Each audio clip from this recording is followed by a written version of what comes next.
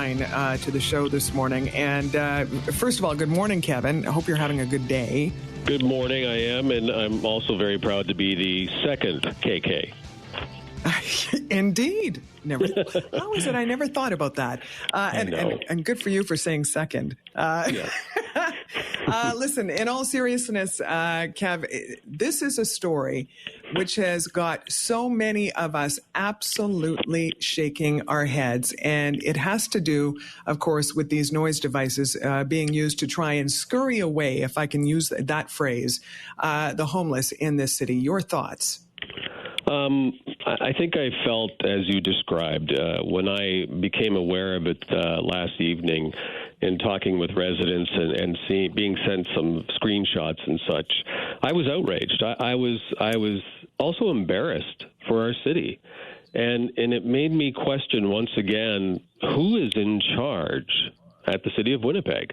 How does this, something that I truly believe is discriminatory and unethical, happen without anyone on council being informed? We do a pilot project for everything. We do studies for everything, and we always vote on that.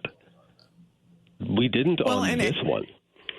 Yeah, and that was going to be my next question. I mean, how in the world is something like this able to go forward without a single member of council not being told?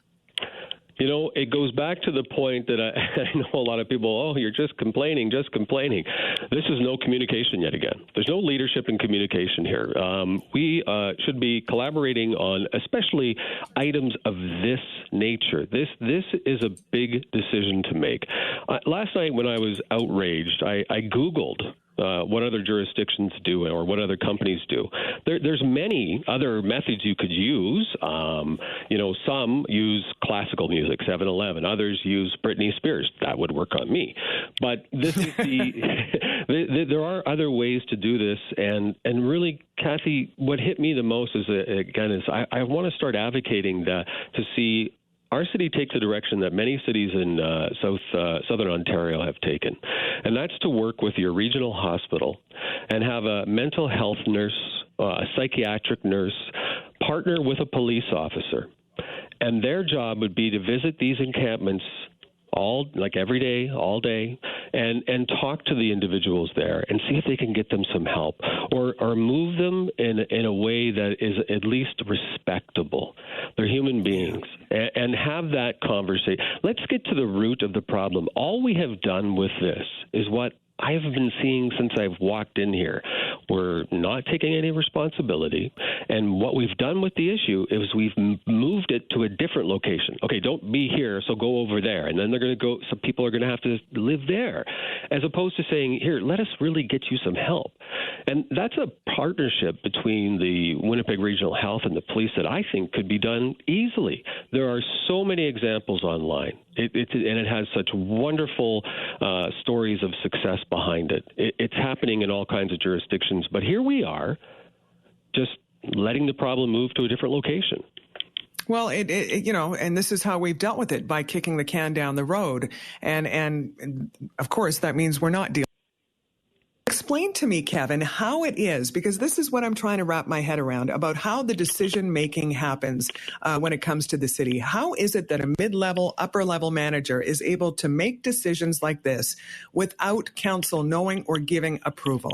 To me, it boggles the mind. If I was able to explain to you how things work at City Hall, I would be a billionaire. I haven't been able to figure that out yet, and I don't want to be facetious about it, but I struggle on a daily basis to understand how things get by. And I know they always say, "Well, council voted." The bylaws are clear at the City of Winnipeg. The public service, the CAO, reports to the mayor and EPC, and I am not hearing definitive answers from the mayor and members of EPC or the CAO. I had sent an email last night along with a letter asking them to stop, but my letter went on to say, I want to know who's responsible. And they did send a note back very quickly after. I will say that. It happened with nanoseconds almost. But so I sent one back saying, well, this doesn't answer the questions. When are they coming down? You said they will be taken down, but when? You're not talking about who is responsible. You're not answering the question of how this got through. And then I asked the mayor, we need to have a review of this program and get answers on this. It shocks me, and I know I'm going on, Kathy, but I have to mention this.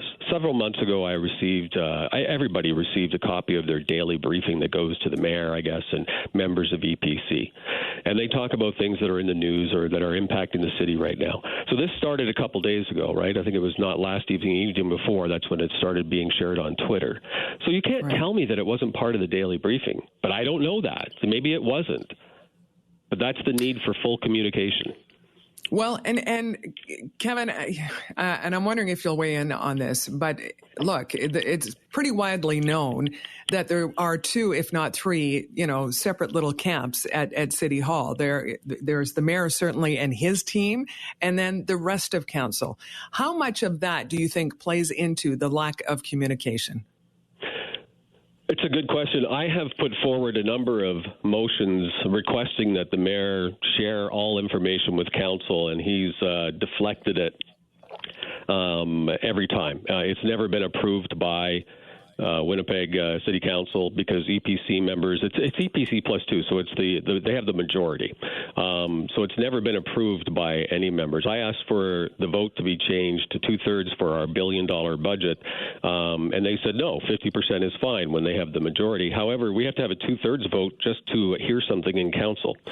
So we have made several reasonable attempts and motions just to say, let us have a seat at the table. All of them have been ignored or denied. And now we're seeing what happens when not all of us are involved. Not that we would have caught it, but there is truly a party system of the city of Winnipeg. And maybe together we could have caught this earlier. Maybe not. But together we better find out how it happened and fix it. Well, and to me, there are 2 issues here. A, how this happened without council knowing, and B, what are we going to do about this problem? Main Street Project gave some of the homeless, tents that were fireproof, which I guess was a wonderful thing. But what did they think they were going to use the tents for? But if not to set up a camp somewhere else? This goes back to what I was saying about having a psychiatric nurse or a mental health nurse with a police officer visiting the encampments, talking to the people, engaging them in conversation, getting to the root of the problem. We are not, as a municipal government, responsible for all of that. It's a partnership between the province and the feds. But until somebody makes a move, right now we're all kicking it down the road, as you said. We're all kicking the can down the road until somebody says, okay, it's time, nothing's going to happen. So we can give money to various groups, but nothing's going to happen. We don't give that money with an expectation. We just give it and say, from now on, you take the media calls. We have to have an expectation. We have to see something tangible happen. And if it's working in Southern Ontario, why aren't we there? And why aren't we watching and getting the good points from that? So, Kathy, to me, it's one of those marks on our city that it embarrassed me. I'm so sorry for the folks that maybe have had to who were privy or had to hear that noise. These are people that have they have addictions or they're having financial stresses. They're still human beings. They're still Winnipeggers. Yeah, without a doubt. And as somebody texted and said, hey, look, we already have the black eye of the most racist city in Winnipeg, and this does not go a long way in changing that view. City Councillor Klein, thank you so much for taking the time. Kathy, thank you, and have a good day. You too. That is Charleswood Councillor Kevin Klein on what is transpiring with the homeless camps in this city. It is absolutely mind-boggling to me how it is mid-level and upper-level managers who are making decisions on things like this, on trying to, I'll use the phrase again, scurry away the homeless with noise, and how it is that city council as a whole did not know. At least most councillors have said so far they did not know this was happening. We have reached out to the mayor's office and have yet to hear back. I don't suspect we will. But boy, oh boy, this is something to make you shake your head on a Thursday morning. It is 10:25. We'll have to take a break and